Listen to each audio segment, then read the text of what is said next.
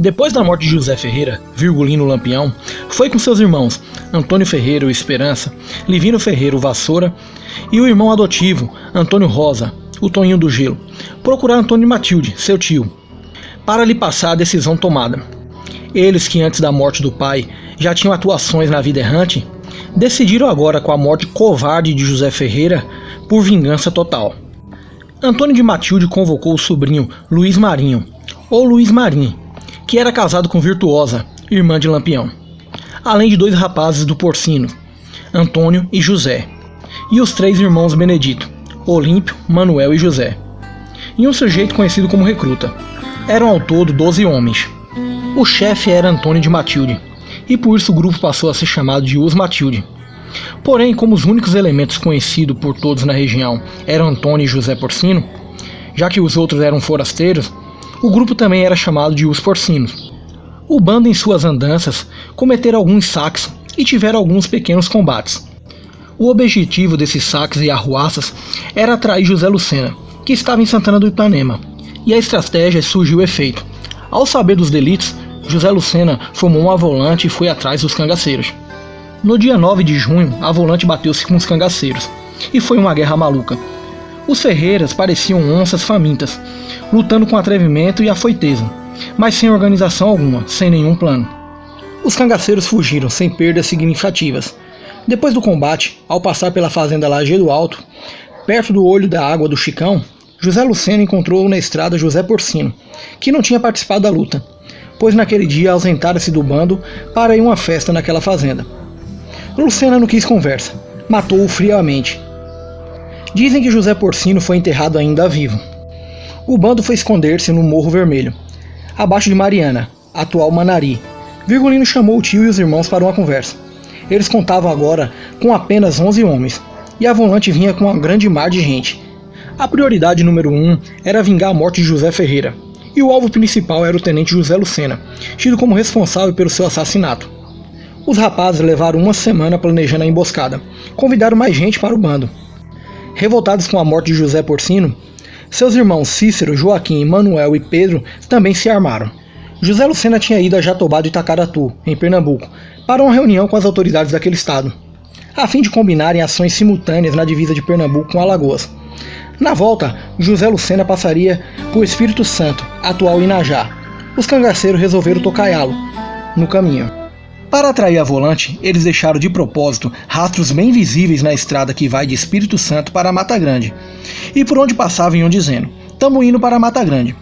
Ao chegarem à Fazenda Cruz, em Poço Branco, na tarde do dia 19 de junho de 1921, passaram direto pela estrada em frente à casa de José Mandu, deixando as marcas das alpercatas no solo arenoso. Porém, mais adiante, voltaram por dentro do mato e foram pedir a José Mandu para passar a noite ali. Arrancharam-se fora da casa, no alpendre, observando a estrada. Atrás da casa ficava o leito seco do rio Moxotó. A noite fez um frio danado, ninguém conseguiu dormir. Pela madrugada de 20 de junho de 1921, a fim de esquentar o corpo, puseram-se em ação. Lampião foi com um grupo entrincheirar-se atrás da cerca do curral. No outro lado da estrada, Antônio Ferreira foi com outro grupo esconder-se numa barroca, à direita da casa. Antônio Matilde e Livino postaram-se com os demais à esquerda da casa, atrás de umas moitas. A emboscada tinha um fim específico: matar José Lucena. Não interessava matar soldados. Aquela seria a primeira vez que os Ferreiras, assumidamente como cangaceiros, participaram de um grande combate com a polícia. Havia, contudo, um problema. Os cangaceiros não conheciam Lucena. Tudo o que sabiam era que o tenente era um homem alto e costumava viajar à frente da coluna. Ao clarear do dia, a volante apontou na estrada. Era soldado que não tinha quem contasse. Na verdade, não era uma volante, mas 2. A de José Lucena, com uns 80 homens puxando na frente, e um pouco atrás a do tenente Enéas Barros, com cerca de 40, à frente da tropa. O tiroteio não demorou muito, pois os atacantes, quando tiveram a certeza de que o homem objeto de sua fúria estava morto, cessaram a luta e fugiram correndo, agachados por dentro do areal do rio Moxotó, gritando, xingando, gargalhando, sarcasticamente, latindo, rinchando, zurrando, feito animais. Apesar de ter sido abatido o cangaceiro recruta, também conhecido como Gafanhaque, os Ferreira estavam de alma lavada, certos de que tinham eliminado o responsável pela morte de seu pai. Foi enorme a sua frustração, ao saberem que o homem que ia à frente da coluna, alvejado com mais de 40 tiros, não era José Lucena. O tenente tinha se atrasado um pouco, e quem morreu foi um soldado cumpridão, chamado Felinto da Silva, que vinha na frente. Lampião lamentava mordendo os beiços. Não pode ser, não pode ser. Duas imponentes famílias destacavam-se naquele trecho do Vale do Moxotó, os Quirino e os Marcos. Uns cangaceiros conhecidos como caboclos ou pequenos, os caboclos do navio, tendo como líder Manuel Pequeno, que tinham sido escorraçados do povoado Jacaré, município de Floresta, andavam sem pouso certo e eram protegidos dos Marcos. No passado, ao tempo que os Ferreira viviam do transporte de mercadorias, eles tinham feito amizade com os Quirino e os Marcos. Porém, em 1921, essas duas famílias entraram em litígio por limites de terras.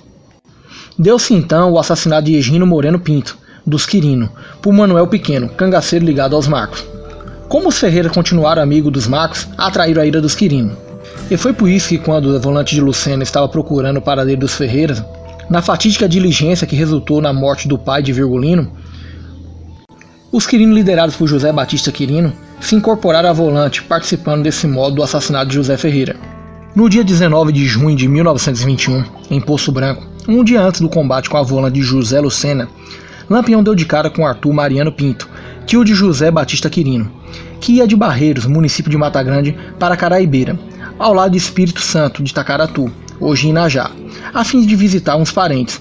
Tensionando passar a noite de São João na fazenda Praquió, foram em vão os apelos de sua esposa, Dona Marcionila.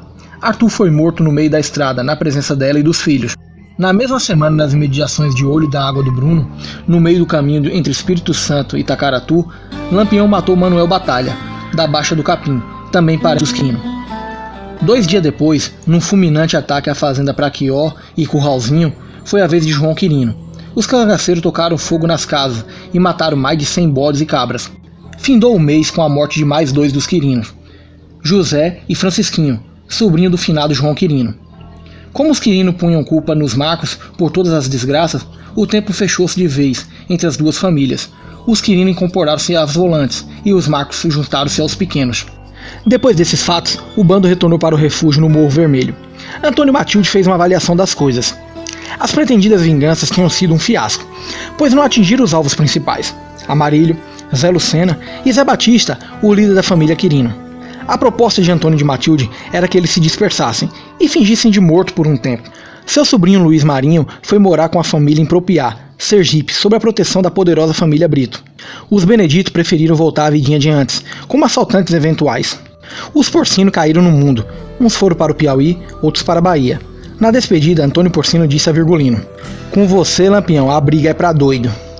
Os Ferreira foram convidados pelos Porcino para fugir juntos, mas rejeitaram o convite porque estavam obcecados pela ideia de vingança. Diziam que não sossegariam enquanto não cortasse a cabeça de José Lucena. Antônio Rosa, também chamado de Antônio do Gelo, que tinha os Ferreira como irmãos, manteve-se com eles.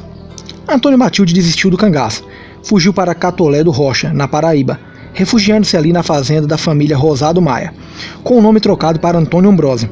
Faleceu em 1927. Ao desperdício dos sobrinhos, disse: "Não dou conselho a vocês nem pro bem nem pro mal. Vocês deviam voltar pro Prajeú e se juntar assim ao Pereira, porque nossos inimigo é o mesmo inimigo dele. Saio da luta porque minha idade não me permite fazer mais o que quero. Não me enviguei como queria, mas fiz o que pude. Já posso morrer descansado, porque minha alma vai chegar no outro mundo mais karma." Assim o grupo ficou reduzido a 4: Virgulino, Livino, Antônio Ferreira e Antônio Rosa. Depois se juntaram a ele mais 3 rapazes: Meia-Noite, João Mariano e Primo. Praticamente passando fome, Lampião mandou um bilhete à baronesa de Água Branca, pedindo 20 contos. A baronesa mandou dizer de volta: "Eu tenho 20 contos, mas é para comprar de bala para enfiar no couro de vocês." Naquela época ela podia dizer isso, graças ao seu prestígio. Vieram de Maceió forças especiais para guarnecer Água Branca. José Lucena recebeu carta branca para acabar com os cangaceiros. O que ele fizesse estava feito. Embora não tivesse combinado quem seria o chefe, aos poucos Virgulino foi assumindo a liderança. E foi ele quem percebeu que para lutar contra o governo teriam de ter muito dinheiro.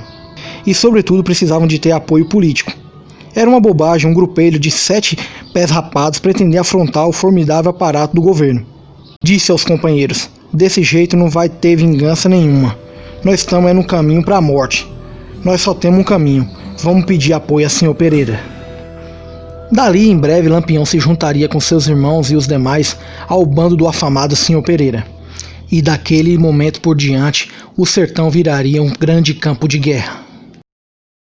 Fala, família do Cangaço Eterno, tudo bem com vocês? Espero que vocês tenham curtido esse vídeo, hein? Onde demos ênfase ao primeiro grande combate de Lampião e a sua separação do tio Antônio Matilde e do bando dos porcinos. Daí por diante se iniciará a saga de Lampião e seus irmãos ao lado do bando de Sr. Pereira. Mas isso vamos ver nos próximos vídeos, tá ligado? Espero que vocês tenham gostado de verdade desse vídeo. Se inscrevam no canal. Se já é inscrito, aquele parabéns de sempre. Se ainda não é, dá essa força aí. Traz mais um, vamos fortalecer o bando.